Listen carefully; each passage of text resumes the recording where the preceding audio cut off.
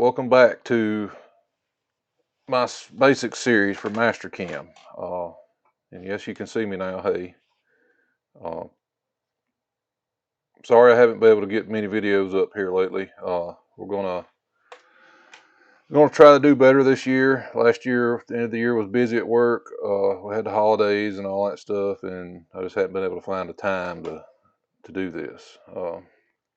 So let's get right to it. Gonna finish this up. Last time we got the facing toolpath finished up. Good enough to where I think it'd work if you were actually machining something. This time we're going to try to do the rest of the roughing and somewhat finishing. I'm going to put toolpaths in here to where if somebody's following along, they can, it gives them a good starting point where they can come in and make changes if they want, play around with things. That's the best way to learn with Mastercam is somebody can show you how to basically get started, and then you take the initiative to go in here and actually make changes with a good understanding of feeds and speeds in the actual machining. So if you don't understand that, you might want to take a little more time in that first, because you can do some damage. But this is just focusing on Mastercam, so hopefully you've got a decent understanding of surface footage and chip load and things like that. And if you do that, then you can come in here and play around with some stuff and get a better understanding of what's going on, what does what. Because if I was to sit here and go through all of that for each toolpath, we've got several years of basics videos to go over, so we're not going to go that far into it. What I'm going to do first, so we can kind of follow along and see what's going on, is I want to add a stock model. So if you come up here to the top, if you can see my mouse, I don't have my little highlighted mouse right now.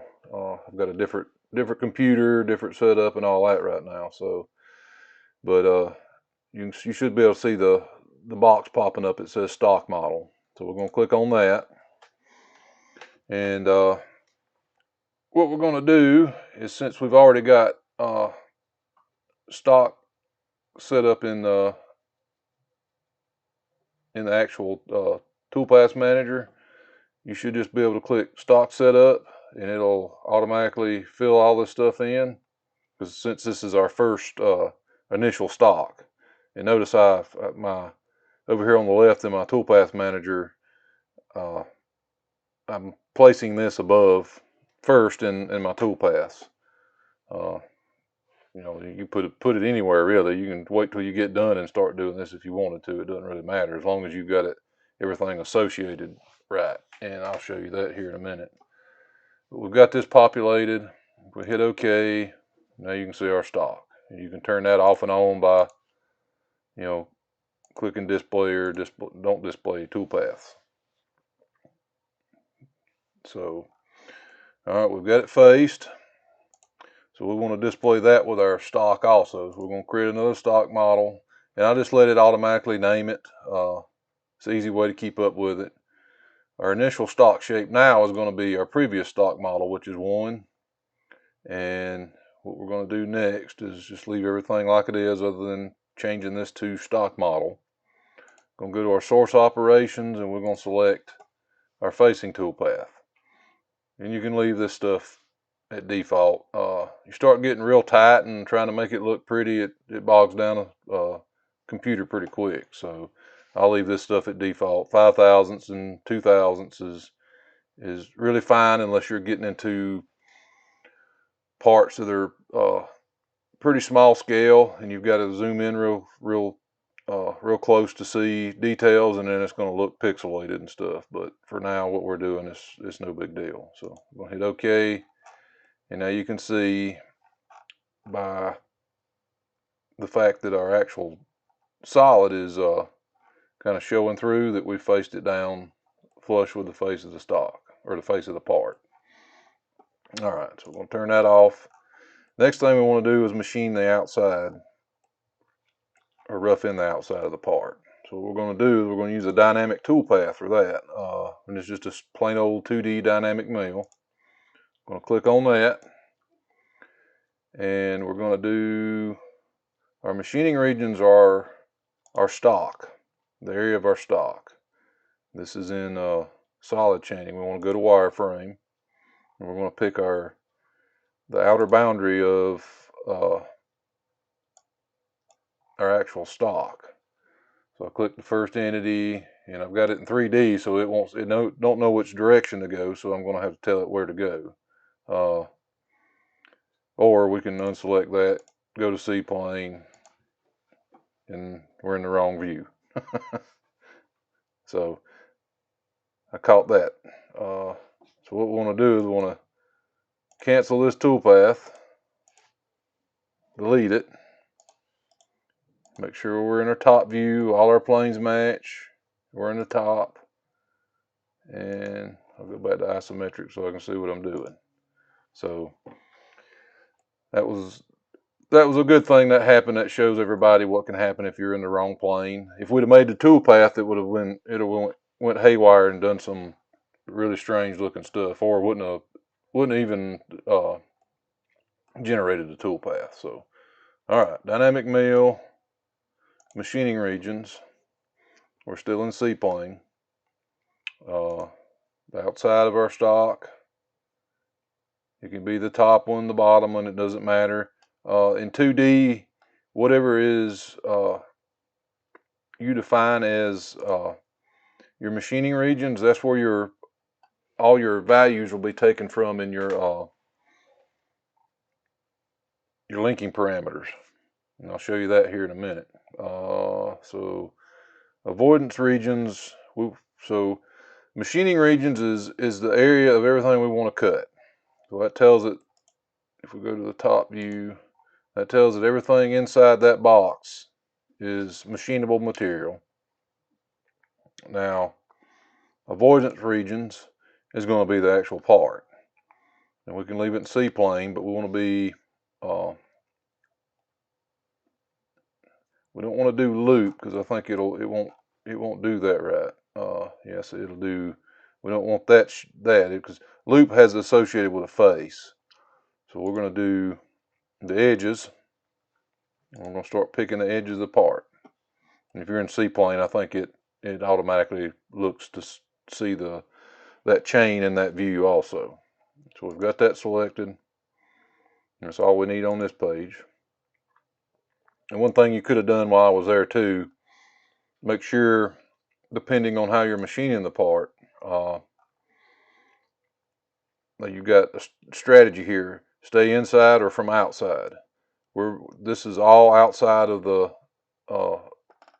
we're machining from the outside to the inside, basically, is what we're doing.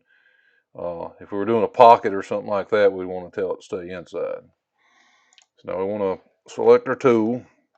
Remember last time we kind of judged it, if we go over here and look at our front view, we kind of judged it what kind of tool we could use to machine this part and still get down far enough and not get in our jaws, because I think we're actually pretending. I'm going to say pretend because I would never actually hold something. How deep was this? I can't remember. 1/8 of an inch. Yeah, you could hold on 1/8 of an inch. I'm doing a part at work right now where I'm actually holding on 90 thousandths, but that's in those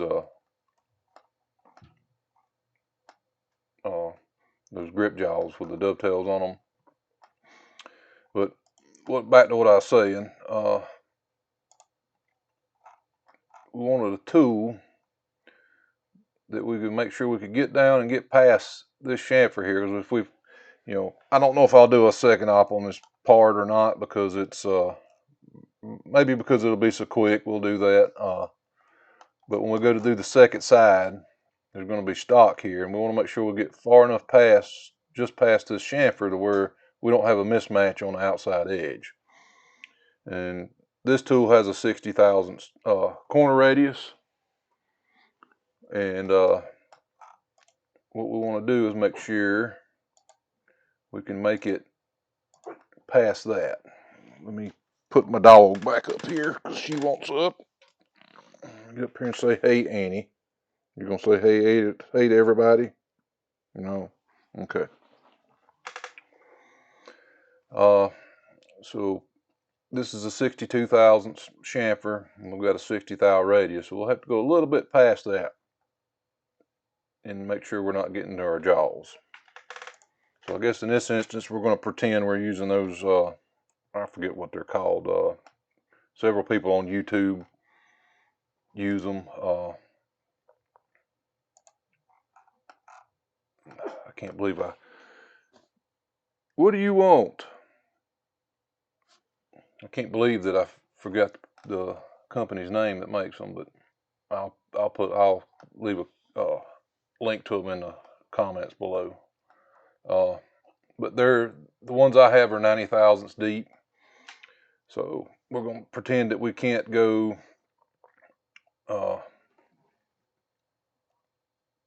we've got a 90 thousandths of, from the bottom of the part up that we can't get into. And we're going to see how that goes. All right, I think I said this was aluminum. That's what we're pretending to machine. So got our tool set up.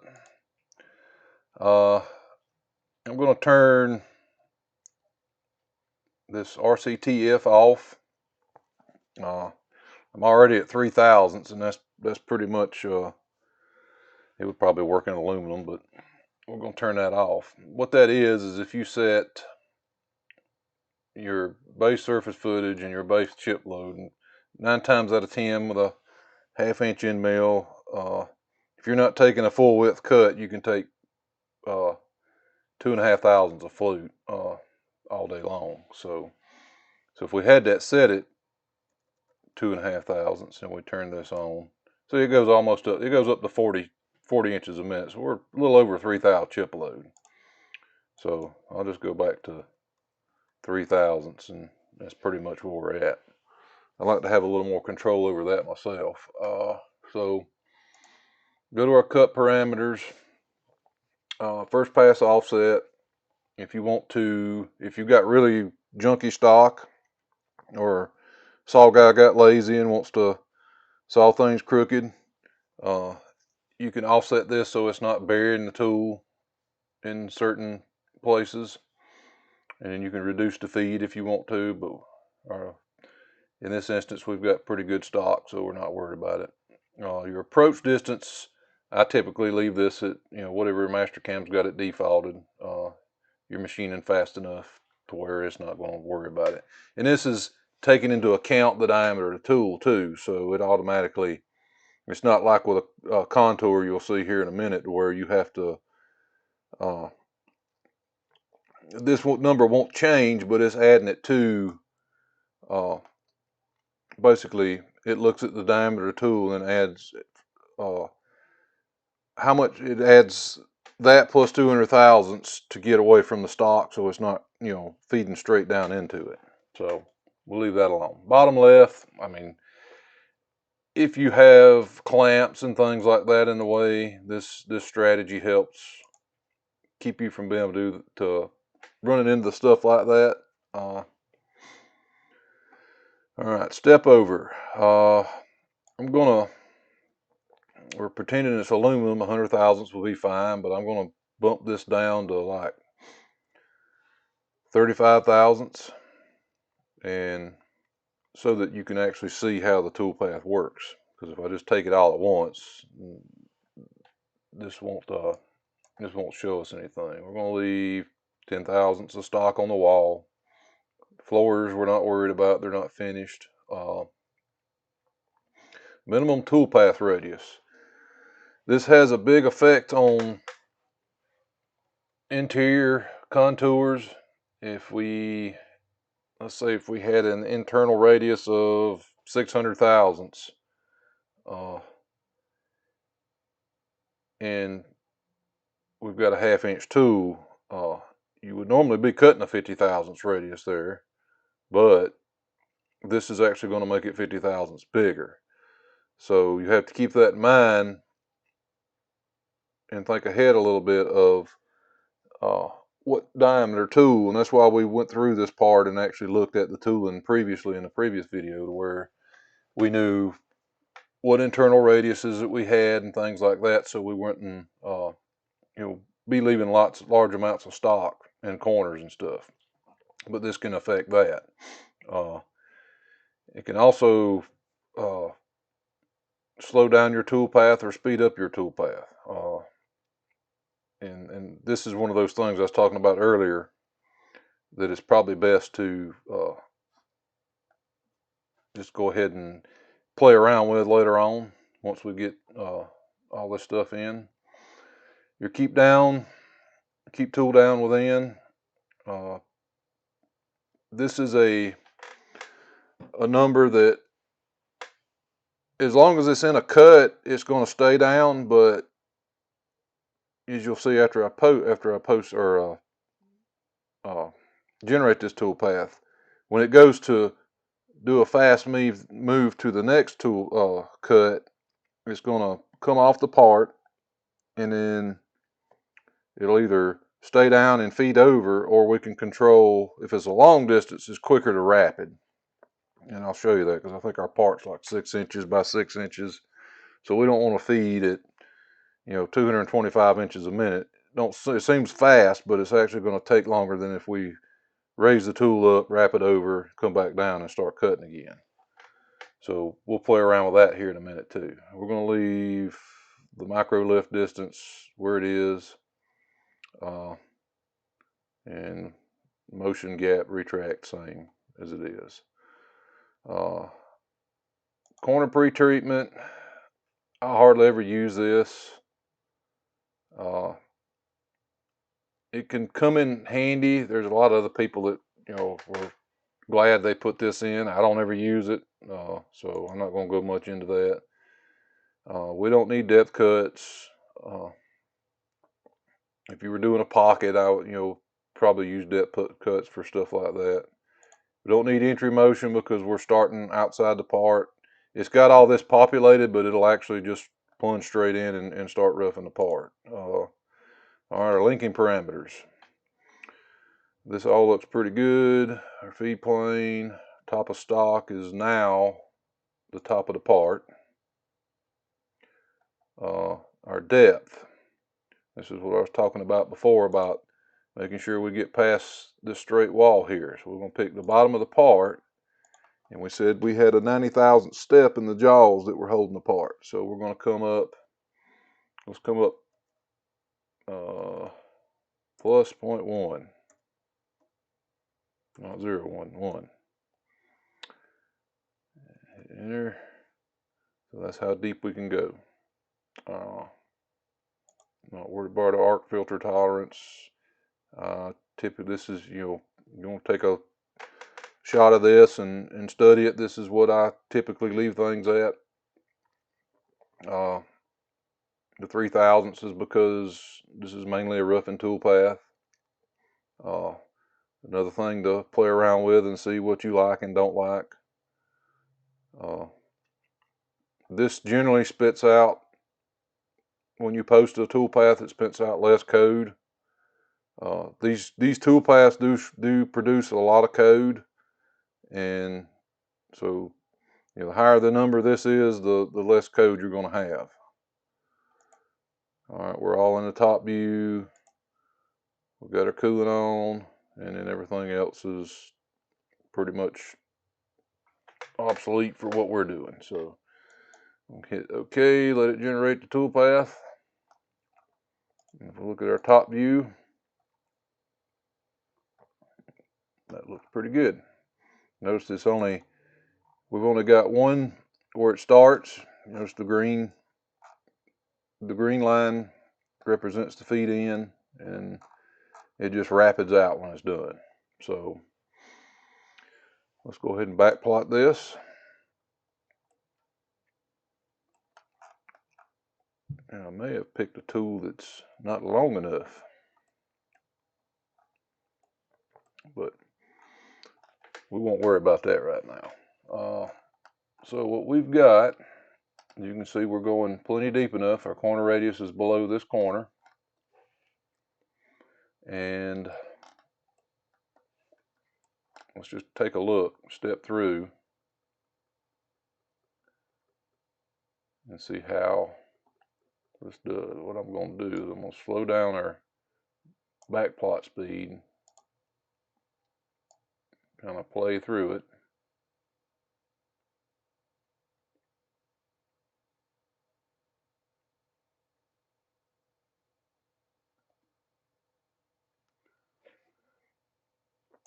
It looks pretty good. But notice how it's just machining these corners.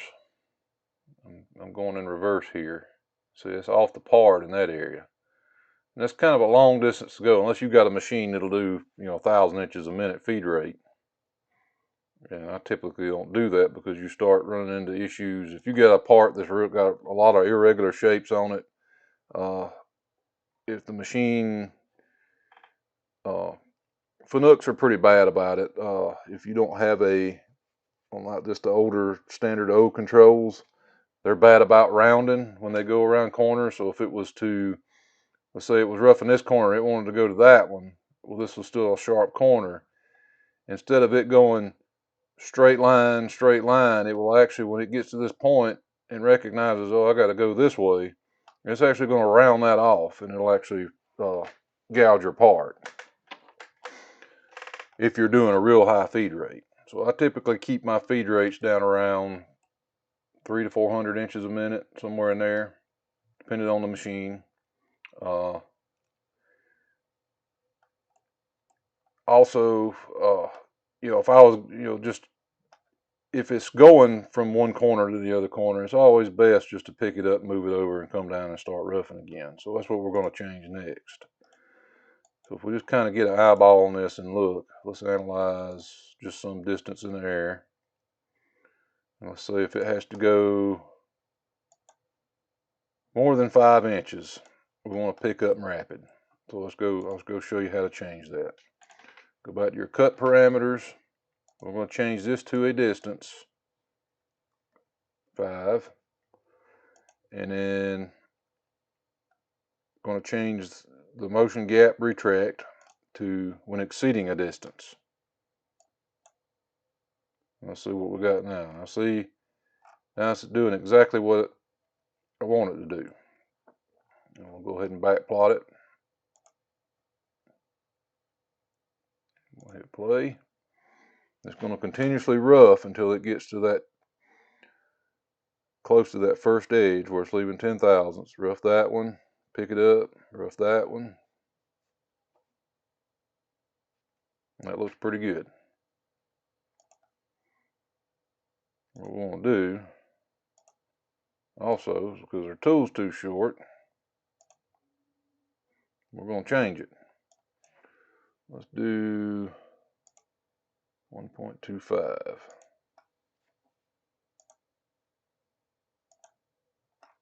These are the kind of things you look for as you're programming.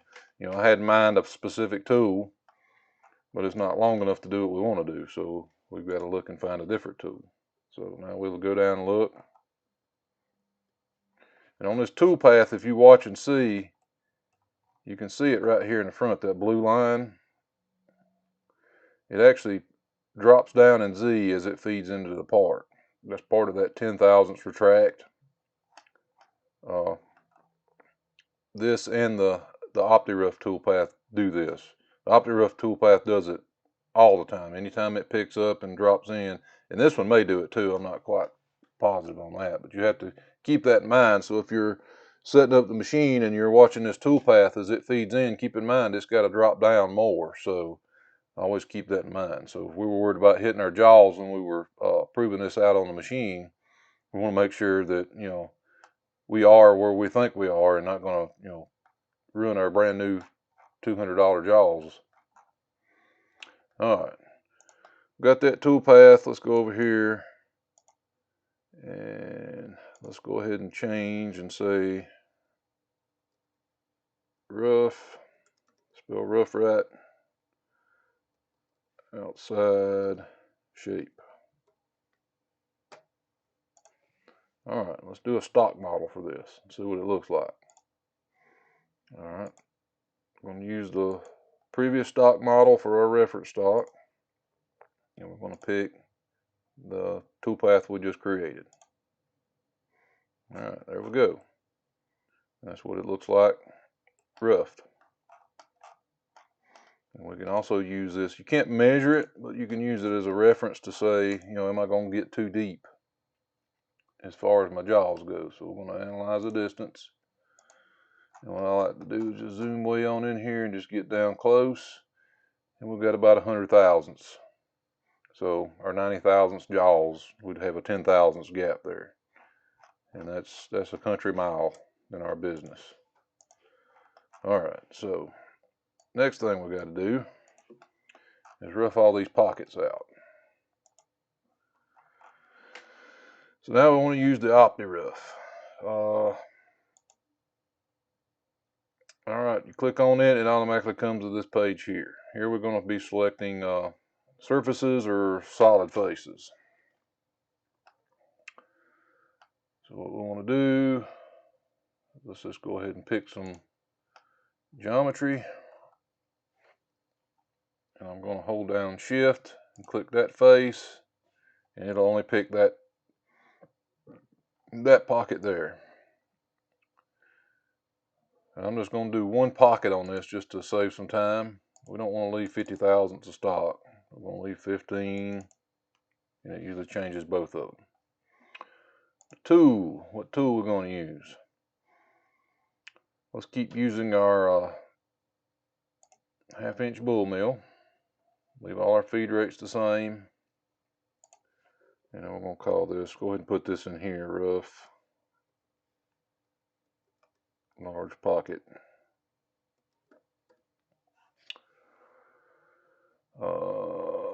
Got our holder set up on this. Yeah, I forgot to, yeah, I automatically poked it out. We can stick it out a little further, 1.35.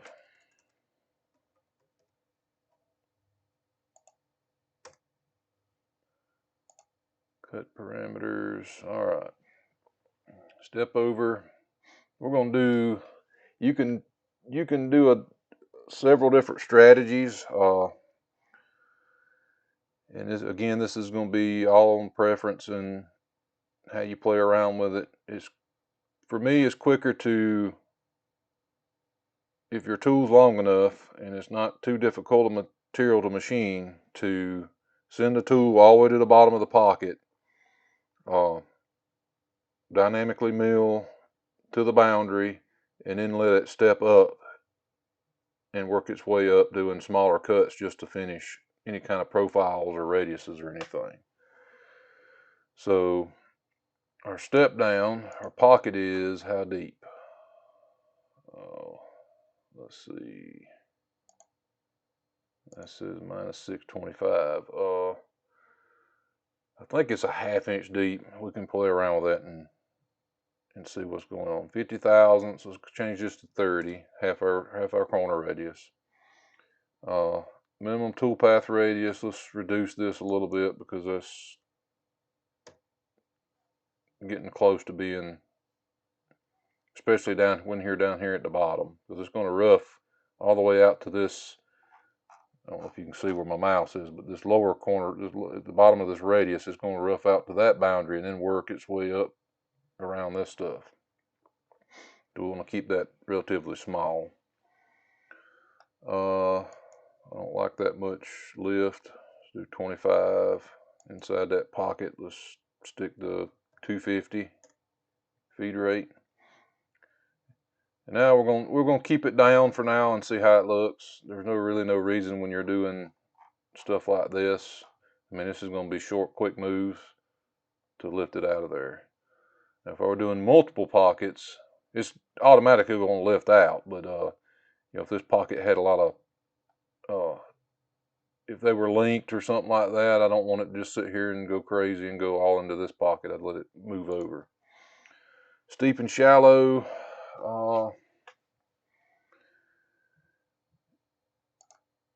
You can hit detect limits and it's automatically going to do whatever geometry you selected. If you selected that whole solid, it's going to see the bottom and think it can go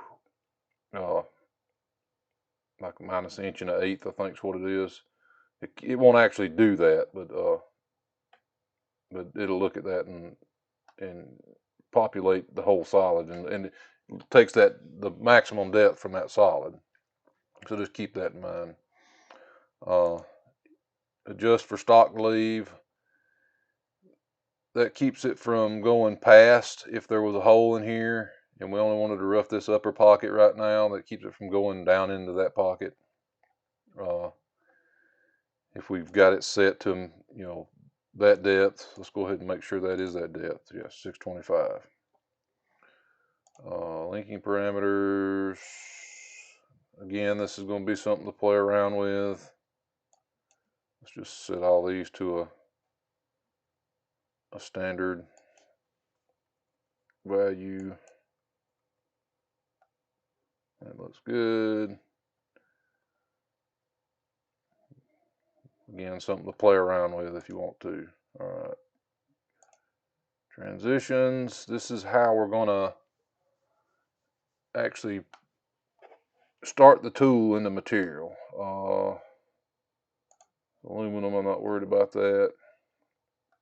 Again, you can play around with this stuff. We're going to do just a helix.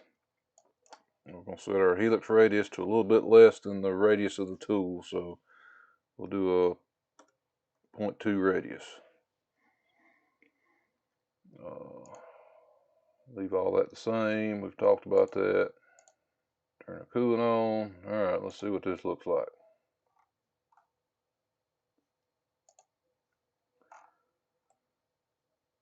And I forgot to do something. See how it's cutting outside the part here? Well, it thinks it's cutting, it's not letting me select the surface, but this surface, it thinks it's cutting the outside of that surface too. Started off here, we didn't do our toolpath control. All right, since I've just selected this pocket, it thinks it can do this pocket, and if this was just surfaces, it would think it was doing the outside of those too. We don't want it to do that. You could do include silhouette boundary and not have to chain anything, and I'm pretty sure it would stay inside. Kinda. Still wants to do the outside of it up here, and we don't want that. And that may have to do with our depth too, so we could also change our depth too. Because this is adjusting for stock to leave, we want to tell this about minus 10 thousandths, so it stays 10 thousandths into the part. And see, it still wants to cut out there, so we're going to change this. And this is, that was just me showing that you can do different things, but this is how I normally do things. Also, I forgot to change this strategy, so let's go back to that and see if that makes a difference. Should stay inside. Yeah. Okay, so you can use silhouette boundary, but remember, you got to tell it where you're machining at. All right. So we've got that done. Let's see what that looks like with a stock model. We're using stock model 3. And we're going to go use our dynamic toolpath. All right, that's what our pocket looks like roughed. And we're going to do the same thing for these other two. So what we want to do is let's select that toolpath, and I'm going to copy after that. We're going to come in here, we're going to go geometry, and unselect all entities. Now what we're going to do is going to show you something different. I'm going to pick the whole model, hit enter, toolpath control. We're not using that.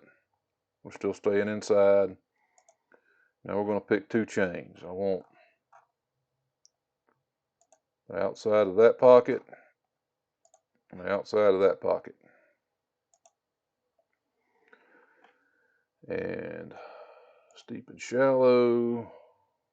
The maximum depth we will go will be this depth.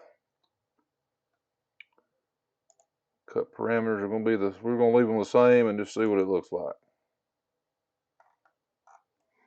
And see, it's not doing a helix, it's resorted to a ramp. So that tells me that it either will not fit in the pocket well, or the radius we picked for a helix is too big.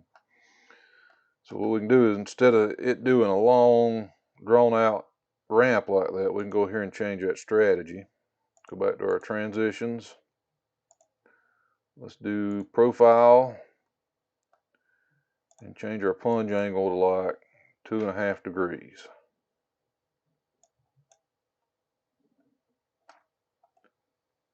What does that look like?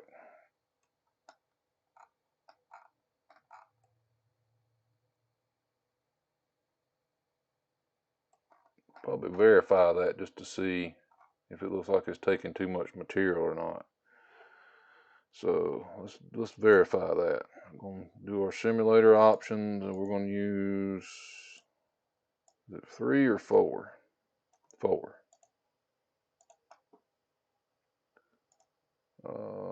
Let's just pick well, we're not going to use a machine, we're just going to simulate it.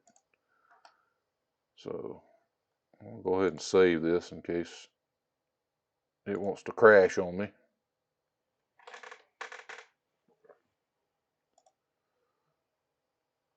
All right, there's our stock.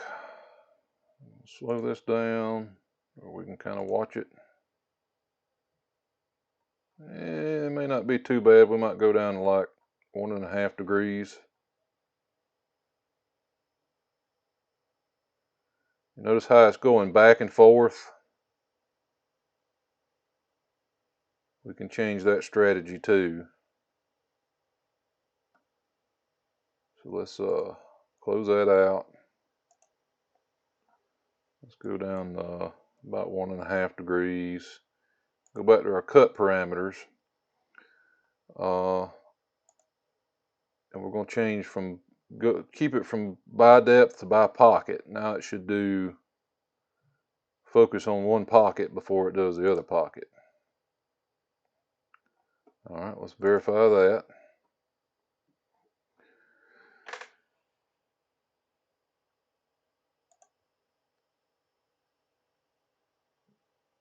Yeah, see, it's staying down in that pocket.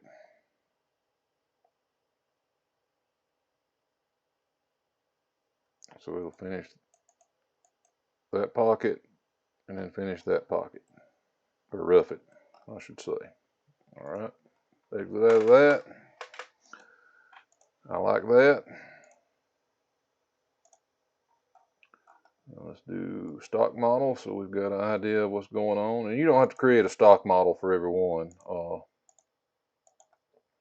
I used to do that, and then I started only doing them to, at certain points in a program. If I'm not planning on using this one, we want to use, because on the next toolpath I'm going to show you how to, because we still got a little more roughing to do in those pockets. I'm going to show you how to use this previous stock model for the next toolpath, so it's not cutting a bunch of air. Okay, we've got them pockets roughed. Probably what I want to do next, because when we go to finish these, I'm going to do these chamfers on these holes first. So I'm going to drill these holes next. So I'm going to turn that off so I can see what I'm doing. Let's go to drill. And I'm going to go ahead and pick all the holes, even though they're at different depths. And notice I'm picking it at the top of the hole.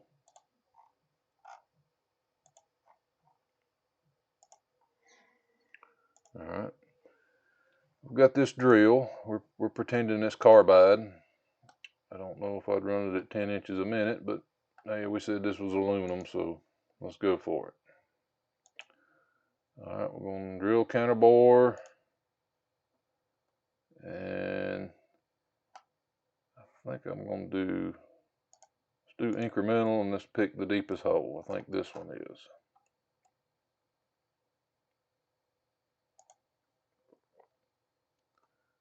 All right, got the option in here to tell it what size tips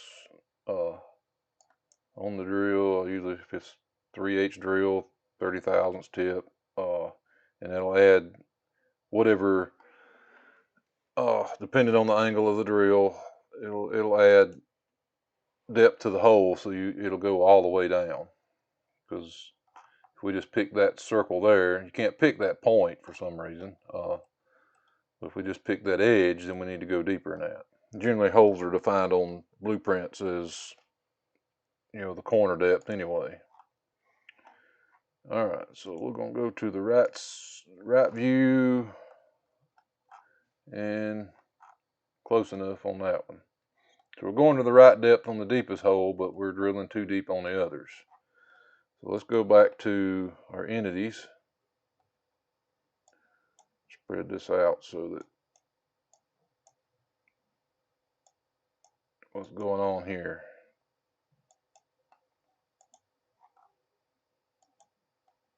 All right, that didn't want to do right. What's going on?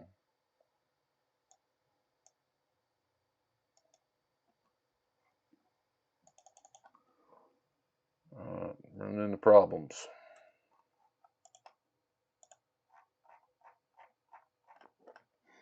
I may have to start this all over again.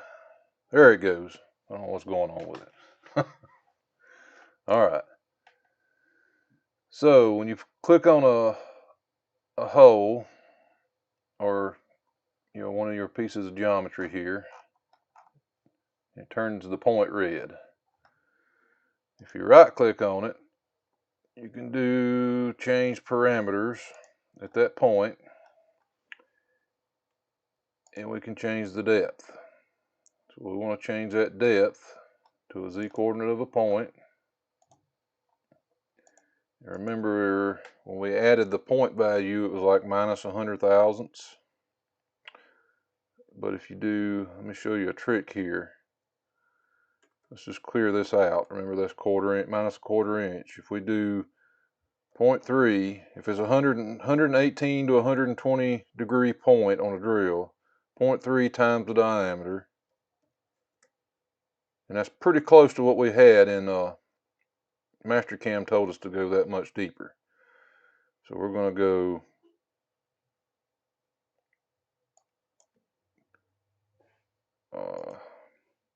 minus 0.25 minus that. So minus 362.5. All right. The next point is this one, for sure. I turned that one green for some reason. Change parameters at point, depth, z-coordinate of a point, minus 0.112. Close enough. And then we got one more we want to change. I think that's the very last point. Change parameters at point, z-coordinate of a point, minus 0.112. And you can do, that's a nice thing about Mastercam, is you can do pretty complex math in just the entry field. So a lot of people don't know that. So hit OK. I'll regenerate that. Did it not do right? Did right on that one. Did I get my order out of? Didn't do right on that one. So why did it not do right? That one. That one.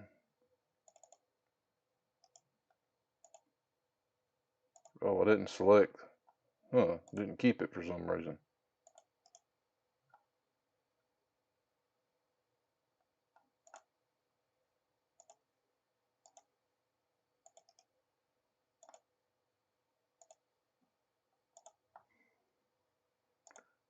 Okay, parameters. Yeah, I don't know what's going on. Normally you can do that and it'll work. So you're not having to do 4 different toolpaths.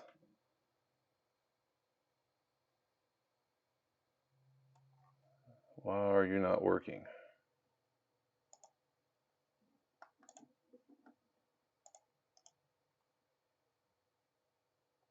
Let's try this.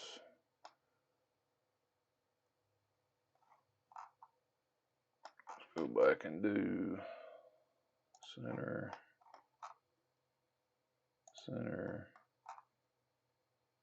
center, center.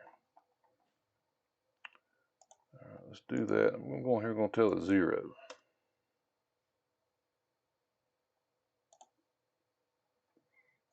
I'll go back. Change parameters at point. Change our depth.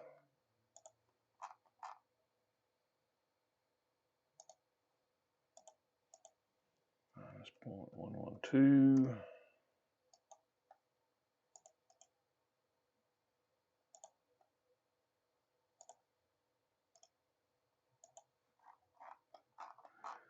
And what you're seeing me do right now is how I learned to program Mastercam. Is somebody showed me how to get started. 1, 2, 2, 1, 1, 2. Started creating toolpaths, and I took it upon myself to go in here and try things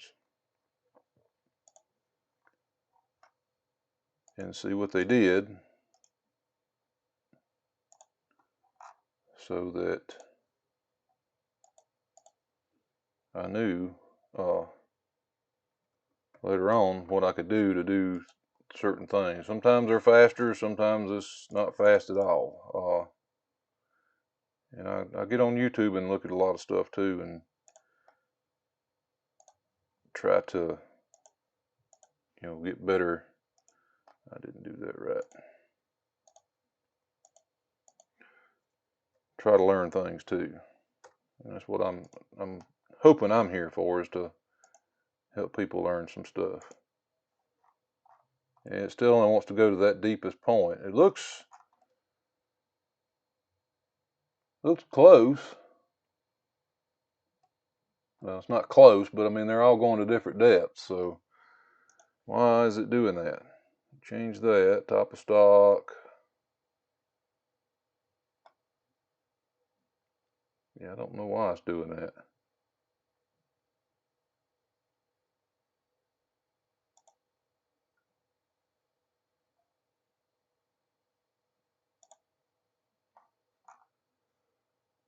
Let's back plot it and see what it's actually doing.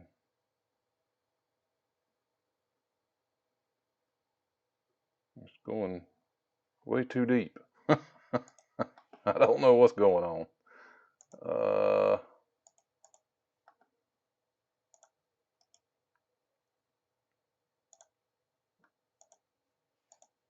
Looks like if I take that out, it'll go to the right depth.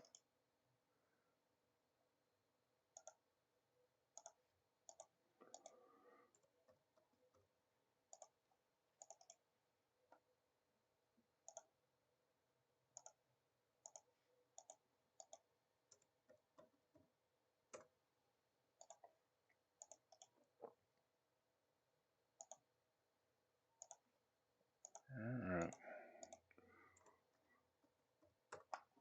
Well, this will be the last time I'm trying, no matter what. I'm just going to drill some holes in it. And it's still doing the same thing. It's got something wonky going on. All right, the easiest way to fix that would just be able to create 4 different drill tool paths. Again, this was something I was trying to do to show you a quick way where you're not creating a bunch of extra tool paths, but sometimes the simple way is not the. And I've done this before. Just getting my head wrapped around how I was going to do this for this video, and now it doesn't want to do right. And you're going to find that. I could probably delete that tool path and then come back and it would do the right thing. But in this instance, the QC guy is going to be mad at us because we made our holes too deep. I think he'll probably get over it for this because it's not real. So, all right, everybody. I think I'm going to end this right here. This is me after finishing the whole video and all the tool paths for this particular part on this side.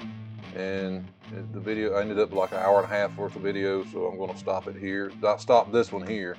I'm not sure at this point in time where here is, so I'll